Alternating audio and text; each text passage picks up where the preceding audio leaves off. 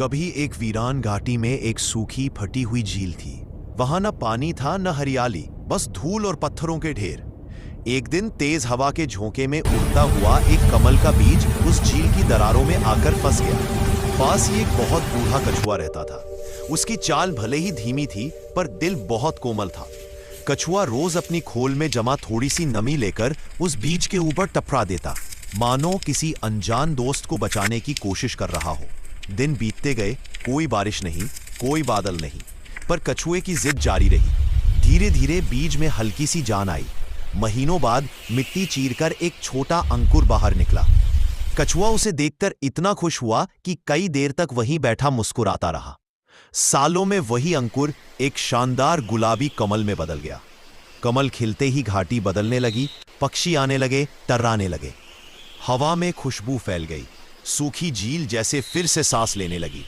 कछुआ रोज उस कमल की छाया में बैठकर आराम करता। उसे लगता यह फूल उसकी जिंदगी की सबसे बड़ी जीत है।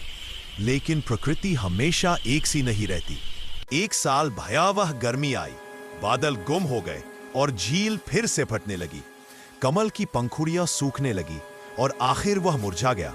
कछुआ चुपचाप बैठा रहा, ना आवाज ना आंसू, बस खालीपन। लगता था जैसे उसकी मेहनत, उसका दोस्त, उसका सपना चला गया। मगर समय ने फिर करवट ली। दरारों के बीच से एक बार फिर एक छोटा हरा अंकुर झांक उठा। कछुए की आंखों में चमक लौट आई। वह उछल तो नहीं सकता था, पर जितना हो सकता था उतना खुश हुआ। वह फिर रोज पानी की बूंदें लाने लगा और अंकुर पर डालने लगा।